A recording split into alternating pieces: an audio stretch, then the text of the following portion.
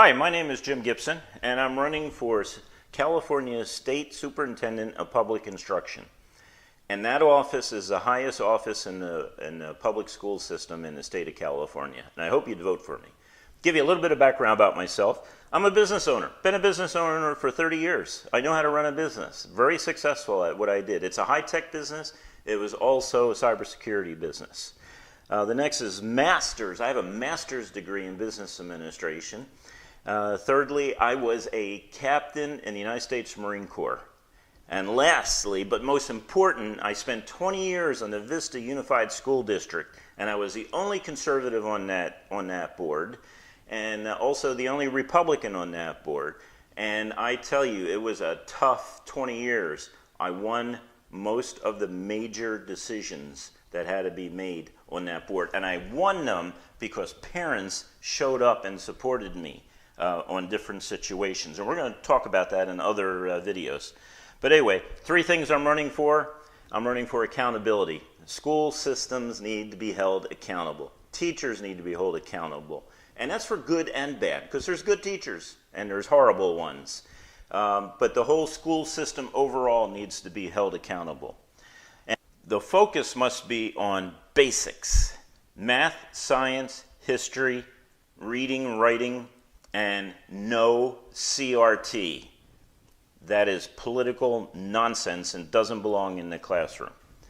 And last but most important, commitment has to be to parents. You know, taxpayers give a lot of money to the school system, lots of money, especially in California. A lot of money is given to the school systems. And you know something? Sometimes some of this attitude that I've seen on TV, like I'm sure you have, where parents should not have any input on what their kids learn because they're not experts. You know, I saw that in the Virginia governor's race, and that is outrageous. Parents know best what their kids need to learn. And you know, this constant politicization of the classroom is unacceptable. So parents first. You know, it's kind of interesting that there was 4 other trustees on the board with me, and I remember I sat down with them one time, and we were just chit-chatting before a meeting, and I said, you know, I'm just curious, what do you think the word trustee in your title means? You know, school board trustee.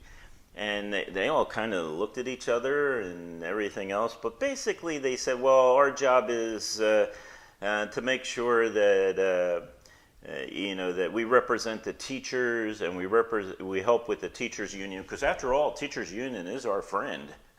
No doubt the teachers union is their friend. Yeah, they're the ones that paid every dime and penny for them to get elected and be on the board, and also provided a lot of activists time on the phones and knocking on doors to get those other 4 on the Vista Unified School District board. So I said, no, you're here as a trustee entrusted by the taxpayers to support the parents who need you to make sure that the basics are taught, that the kids leave with a knowledge of reading, writing, a right history, not a politicized history, but they need that. They need to know the basics so when they're done in school, they can go and get a job. It was kind of interesting that in that room there was 2 big posters, I would call them. And one was the process needed for high school students to get into the local state college. And it had all the details in there, not too many, but there were some details, enough to put on a poster nicely, you know, with designs all around it and everything else. And right next to it was in Spanish. And so one's in English, one's in Spanish.